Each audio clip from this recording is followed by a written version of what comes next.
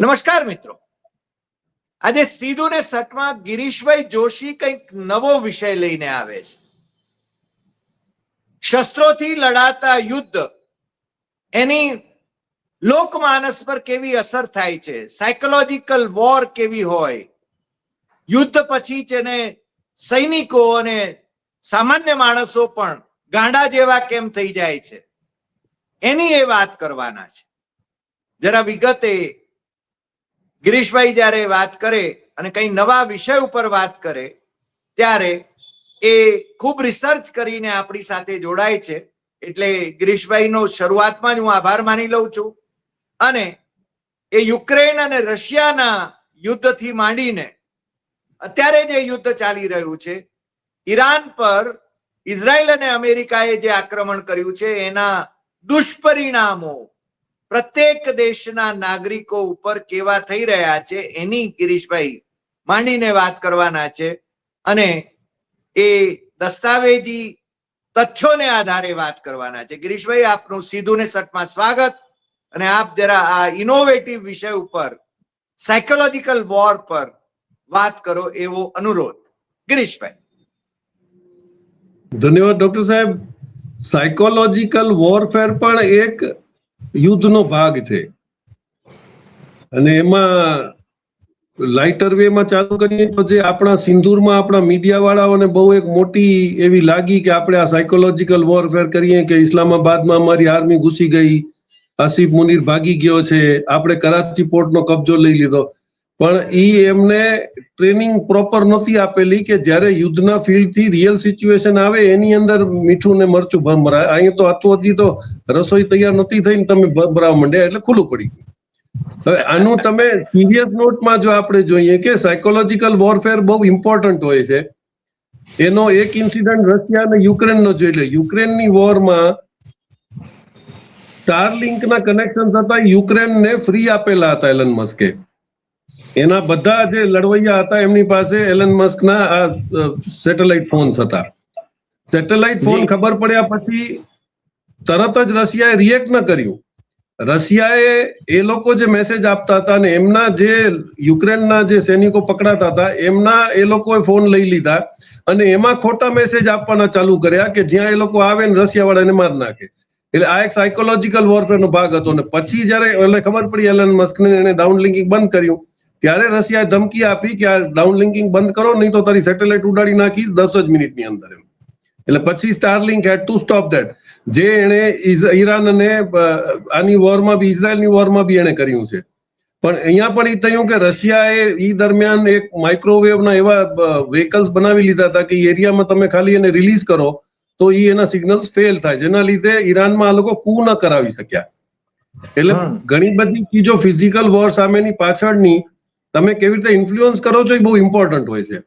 એટલે આપણે જે વાત કરીએ છીએ એમાં હમણાં જે રિપોર્ટ આવ્યો છે યુએનએસસી નો, એની અંદર ઇઝરાયલની અંદર એન્ટી ડિપ્રેશન્ટ મેડિસિન્સની રિક્વાયરમેન્ટ 90% વધી ગઈ છે. અને એને એ લોકો પીટીડીએસ કહે છે, પોસ્ટ ટ્રોમેટિક સ્ટ્રેસ ડિસઓર્ડર.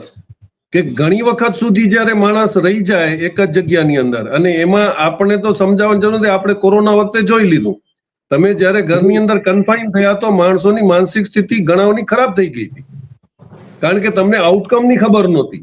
તમે એમ કીધું હોત કે 15 દિવસનો લોકડાઉન છે તો માણસો ખેંચી જતો. તમે એમ કીધું કે ભાઈ હજી ખબર નથી કેટલા દિવસ લોકડાઉન ચાલશે.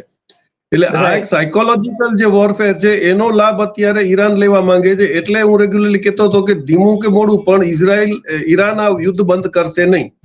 કારણ કે તમે જુઓ તો ત્યાં એક ટેવા ફાર્મા કરીને ઇઝરાયલની વર્લ્ડની લાર્જેસ્ટ ફાર્માસ્યુટિકલ કંપની છે જે જેનરિક મેડિસિન્સ બનાવે છે. એને એમ કહેવામાં આવ્યું હતું કે 1 મહિનાનો તમે સ્ટોકિંગ કરજો. એટલે નેતન્યાહુને ને ટ્રમ્પને એવો અંદાજ હતો કે 1 મહિનામાં તો આપણે ઈરાનનો ખેલ પાડી જ દેશું. હવે આ યુદ્ધ વધી ગયું છે. એન્ટી ડિપ્રેશન્ટ મેડિસિન્સમાં જે 11%નું હતું અત્યારે એના 34% થયા. હવે અત્યારે એના 90% સુધીની રિક્વાયરમેન્ટ વધી ગઈ છે. હવે આ લોકો ઇમ્પોર્ટ કરવાની કોશિશ કર્યા છે જે યુરોપથી કરતા હતા. પણ યુરોપના સંબંધો કેટલા બધા ઓલા થયા છે કે યુરોપથી બી જો કદાચ ના આવે, ઇન્ડિયાની આપણી ઘણી બધી કંપનીઓ સન ફાર્મા છે કે સિપ્લા છે કે આ લોકો ત્યાં જઈને મેન્યુફેક્ચરિંગ કરતા હતા. અત્યારે એની શું પરિસ્થિતિ છે વી ડોન્ટ નો. એટલે આની અંદર તમે જુઓ તો એક ચીજ એવી બની છે, અત્યાર સુધીમાં એવો રેકોર્ડ મળ્યો કે 37 જેટલા તો આર્મીના માણસોએ આપઘાત કરી લીધું છે. આ લોકો સાયરન વાગે, ઇઝરાયલના ઇઝરાયલના કેટલા લોકો યુનિફોર્મ મૂકી અને નીચે બંકરમાં ભાગી જાય છે, આઈડેન્ટિફાય ન થાય એટલે. કારણ કે એ લોકોની લડવાની કેપેસિટી 15 થી 20 દિવસની જ હતી અને હંમેશા એ લોકો એટલો જ ટાઈમ લડ્યા છે. એ લોકો લાંબી વોર નથી કરી. ઈરાક અને ઈરાનની જેમ 8 વર્ષ ચાલી, એની અંદર ઈરાક સાથે આખો અમેરિકન સપોર્ટ હોવા છતાં ઈરાને પાછું હટીને દીધું નથી અને 1 ઇંચ જમીન દીધી નથી. એટલે તમે બેની સાયકોલોજીકલ ડિફરન્સ જુઓ તો ઇઝરાયલ અને ઈરાનના લડવાઈઓની અંદર સાયકોલોજીકલ ભયંકર ફેરફાર છે. જેટલા લડાકુ આ લોકો હિઝબુલ્લાના છે કે હુતીઓ છે કે હમાસ છે, આ લોકો તો લડતા જ આવ્યા છે અને લડવા માટે જન્મ્યા હોય એવી ટાઈપનો આ લોકોનો બિહેવિયર છે. જ્યારે ઇઝરાયલ તો બહુ સોફિસ્ટિકેટેડ લડવામાં માને છે. ઈ સાયકોલોજીકલ વોર કરે છે. ઈ તમને એનો ઇન્સિડન્ટ છે તો 2 સપ્ટેમ્બર 2015 એક વર્લ્ડ આખાની અંદર મેક્સિમમ જોવાનો એક ફોટો હતો, એક 3 વર્ષના નાના છોકરાનો, એલન કુર્દી. ઈ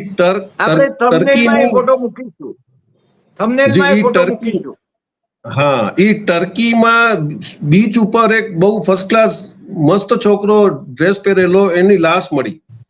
એક ફોટોગ્રાફર એનો ફોટો પાડ્યો.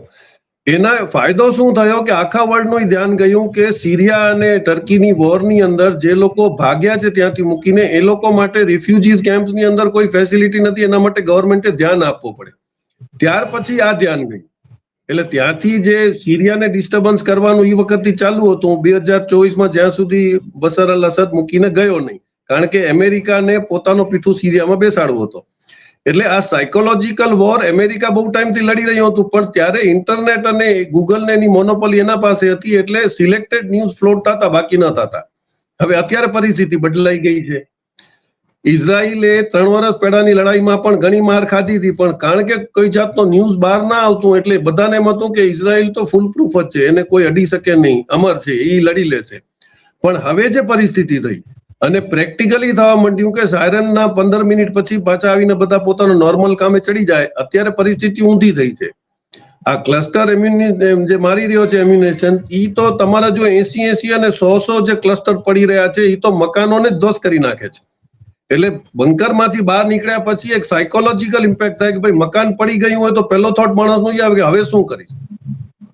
અને એની ઇમ્પેક્ટ અમારા લગભગ બધાએ ભોગવી હશે, પણ એપિસેન્ટર પાસે અમે રહેલા 26 જાન્યુઆરી 2001 ની અંદર જે 7.8 નો જે ભૂકંપ આવ્યો, 7.8 રિક્ટર સ્કેલના ભૂકંપની કેપેસિટી 300 એટમિક બોમ્બ જેટલી હોય છે.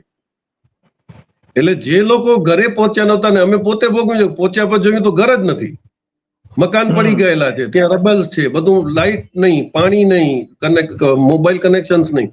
એટલે એ વખતે જે સાયકોલોજીકલ ઇમ્પેક્ટ થાય માણસ ઉપર કે આ શું થયું, આજે બધું હતું ને 90 સેકન્ડ પછી માણસ પાસે કાંઈ બી નથી. એટલે આ હવે જે આ લોકો બહાર આવીને જે ભોગવી રહ્યા છે કે આપણું મકાન જ નથી, આપણો સેન્ટર નથી, અને પછી જે રીતે એટેક થઈ રહ્યા છે, તો એમને જે મગજમાં ઇમ્પ્રેશન હતી કે ઇઝરાયલ ઉપર તો કોઈ નુકસાન કરી શકે એમ નથી, એની બદલીમાં ભયંકર નુકસાનો થઈ રહ્યા છે. સોર્સ ઓફ ઇન્કમો તમારી ખતમ થઈ, કારણ કે તમારા પાવર સેન્ટર ગયા, તમારા પોર્ટ ગયા, તમારા એરપોર્ટ ગયા. એટલે અમેરિકાના ભરોસે એ લડી રહ્યો છે. હવે તમે જુઓ કે જેવું અમેરિકાની અંદર એક ટ્રેન્ડ ઊભું થયું કે ભાઈ અમારા માણસો ઇઝરાયલની લડાઈ લડવા શું કામ જઈ રહ્યા છે, એટલે બહુ જ હોશિયારીથી લેબનાનની અંદર હિઝબુલ્લા ચાલુ થઈ ગયું. એટલે હવે ઇઝરાયલના સૈનિકો છે એ લેબનાન બોર્ડર ઉપર ફસાયેલા રહેશે, તો આના પેરાટ્રુપર્સ કોના ભેગા જશે? એટલે આજે 5 દી ને પછી 10 દીનો હક રજા લેવાની ને પછી 5 દી ને પછી એક્સટેન્ડ કરવાની, આજે નોટંકી કરી રહ્યો છે ટ્રમ્પ. એનું મોટું કહાની છે કે હવે સાયકોલોજીકલ વોરફેર જ બહુ ભયંકર નુકસાન કરી રહ્યું છે. જીરાલ્ડ ફોર્ડ ઉપર તમે જુઓ, ઓચિંતો એમણે આપણે ઘણા બધા વિડીયો વાયરલ થયા કે એ લોકોના લેટ્રિન બાથરૂમ જેમ થઈ ગયા છે, માણસોને 45 મિનિટ ઊભું રહેવું પડે છે, આ લોકોને બીજા અરેન્જમેન્ટ કરે પછી, કારણ કે આ લોકો લગભગ 18 મહિનાથી દરિયામાં જ હતા. રાઈટ.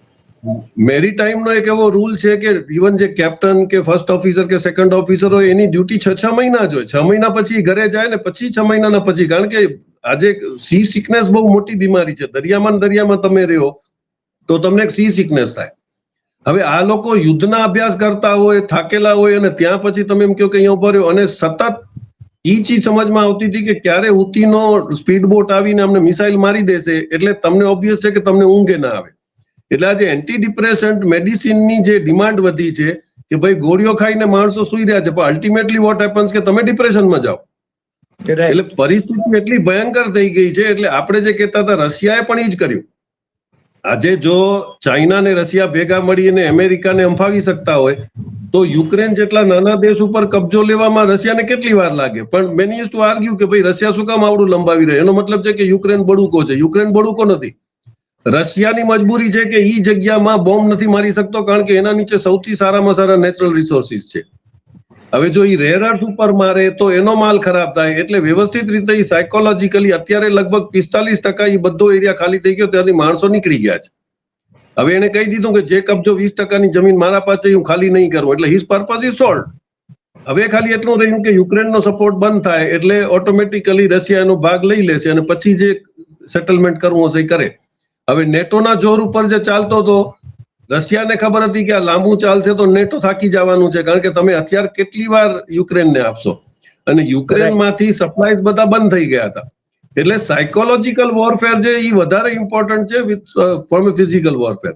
અને હવે જે રીતે રોજ સોશિયલ મીડિયામાં તમે જુઓ છો કે ભાઈ ઈરાનના જે નેતાઓ છે એ તો એમ કહી રહ્યા છે, આર્મી ચીફ, કે અમે તો ગાઝા જેવો જ જયારે તેલ અવીવને બનાવશું ત્યારે યુદ્ધ બંધ કરશું. આ એક બહુ મોટો સોશિયલ ઇમ્પેક્ટ કે આ લોકો જોઈ રહ્યા છે કે ધીરે ધીરે તેલ અવીવ પણ ગાઝા જેવો થતો જાય છે. એટલે ત્યાં જે મર્યા છે, પછી 2 દિવસ તમે પેલા જુઓ તો એક વિડીયો વાયરલ થયો કે ઇઝરાયલીઓ જેના બાપને જાસૂસીમાં પકડી ગયા હતા, એના 18 મહિનાના છોકરાને એ લોકોએ સિગરેટના ડાંબ આપ્યા, એના પગમાં ખીલી ઠોકી અને છોકરો રડે છે એવા વિઝ્યુઅલ જે આવ્યા. This is making a lot of impact. એટલે પબ્લિક ઓપિનિયન બદલાવાનું હતું. જે થાપ ટ્રમ્પ ખાઈ ગયો કે ભાઈ ઈરાનની અંદર અલી ખમેની મરી જાય એટલે પછી આપણે કહી દઈશું કે આ લોકો બહુ આતંકવાદ કરતા હતા, રાજાને જઈને બેસાડવો પડશે. But that misfired. એટલે હવે જે મીડિયા ઘણું બધું વધી ગયું છે. હા ગિરીશભાઈ, તમે જે વાત કરી એ છે ને, આપણે જર્નલિઝમના છોકરાઓને, વિદ્યાર્થીઓને આપણે છે ને પબ્લિક ઓપિનિયનની ચોમ્સ્કીની થિયરી ભણાવીએ છીએ. પબ્લિક ઓપિનિયન કઈ રીતે ડેવલપ કરો, જુઠ્ઠાણાઓ કઈ રીતે ચલાવવા. આપણે ત્યાં પણ જે રીતે જુઠ્ઠાણાઓનું આખું એક એની ઇમ્પેક્ટ ઊભી કરવામાં આવી રહી છે પબ્લિક ઉપરની, જેના સંદર્ભમાં હોય, પછી ધુરંધર હોય કે બીજી કોઈ વાત હોય.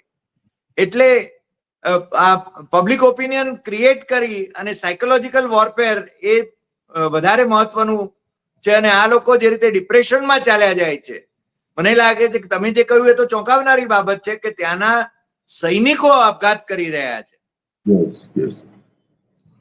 એનું કારણ છે કે ત્યાં તો કમ્પલસરી આર્મી ટ્રેનિંગ છે ને. આજે આપણો સિપાહી છે એ એની મરજીથી ગયો છે અને એને ખબર છે કે મારે દેશ માટે જાન દેવી છે, તો હી ઇઝ રેડી સાયકોલોજીકલી. અહીંયા તો ઘરમાંથી પકડીને તમારે કમ્પલસરી ટ્રેનિંગ દેવાની, તમને છુટ્ટીઓ કેન્સલ કરેલી છે અને બધાને યુદ્ધ લાયક સિચ્યુએશનમાં લઈ ગયા છે.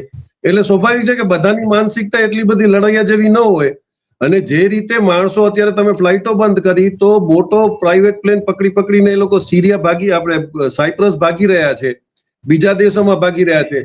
હવે ઇઝરાયલે બહુ હોશિયારીથી એમને સેવ કરવા બધાની ડબલ પાસપોર્ટો રાખી હતી, કારણ કે ઇઝરાયલની અંદર બધા જેની ઇન્ડિયન્સ જે ત્યાં છે એની પાસે ઇન્ડિયન પાસપોર્ટ છે, ઇંગ્લેન્ડ થી જે આવેલા છે એની પાસે ઇંગ્લિશ પાસપોર્ટ છે. એટલે આ લોકો તો વિધાઉટ વિઝાની જરૂર નથી, એ લોકો ભાગી જ ગયા છે અહીંયા. એટલે જે લોકો લડવા તૈયાર નહોતા એ લોકો નીકળી ગયા છે. હવે તમારી પાસે પબ્લિક રહી નથી અને એના સાથે તમારું ઇન્ફ્રાસ્ટ્રક્ચર ખતમ થઈ ગયું. હવે નથી તમે હથિયાર બનાવી શકતા. બહારથી તમે મદદ માંગશો તો અમેરિકાની પરિસ્થિતિ છે કે હવે એના સાથે કોપ અપ કરી શકે એમ નથી. એટલે હવે જે માંગ આવી રહી છે કે ભાઈ એન્ટી ડિપ્રેશન દવાઓ મોકલો. હવે એમાં જો આપણે જાણકાકા થવા જાશું તો આપણને બીજો દબો લાગે એમ છે, કારણ કે આપણા સૌથી વધારે એક્સપોર્ટ જ ઇઝરાયલની અંદર આપણે કરતા હતા. સન ફાર્મા છે, સિપ્લા છે, આ લોકો બધા, પછી ડોક્ટર રેડીઝ છે કે ટોરન્ટ છે, they were the major exporters to Israel. એટલે આજે આપણે વાત કરવા માંગતા હતા કે સાયકોલોજીકલ ઇમ્પેક્ટ જે છે ને એ ભયંકર રીતે એ એવો હથિયાર છે જેનો તમારી પાસે તોડ નથી હોતો.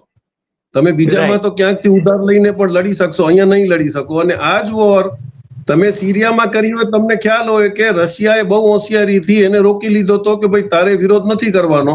એનું કારણ હતું કે એ સુન્ની હતો અને મેજોરિટી શિયાઝ હતા, એટલે એને ભાગ્ય છૂટકો હતો, નહીં તો સદામ હુસેન જેવી એની હાલત થાય. એટલે એ ચૂપચાપ નીકળી ગયો અને રશિયામાં અત્યારે એ શાંતિથી રહે છે. પણ he has collected all the wealth that he had, જે રશિયા માટે એક પોઝિટિવ કામ થયું.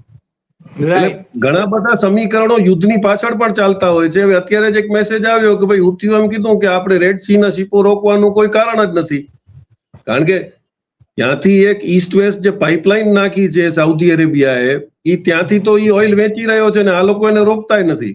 એટલે તમે એક સાઇડલાઇન ઓફ ધ વોર જુઓ કે આપદામાંથી અવસર.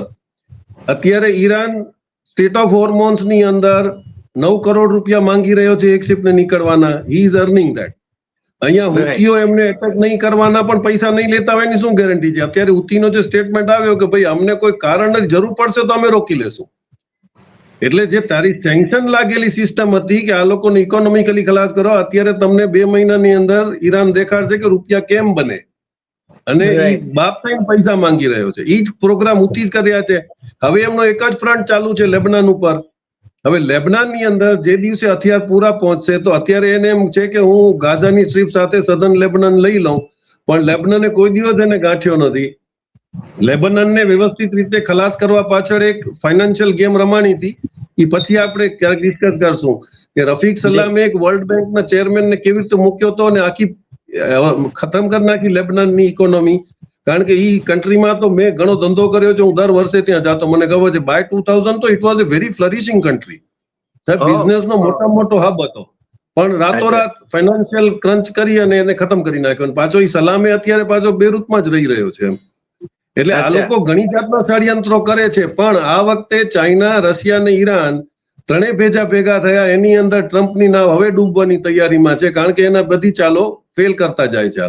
જી, પણ આજે આપે જે ગંભીર બાબત કહી એ છે ને આ સાયકોલોજીકલ વોરફેરની જે વાત કરી, અને જે રીતે ડિપ્રેશન આવી રહ્યું છે અને લોકોને છે ને ડિપ્રેસ કરીને આ વોર જીતવાની દિશામાં જે રીતે આગળ વધી રહ્યા છે એનું જે એનાલિસિસ કર્યું એ બદલ આપનો ખૂબ ખૂબ આભાર. ફરી મળીશું નવા એપિસોડમાં નવા વિષય સાથે. નમસ્કાર.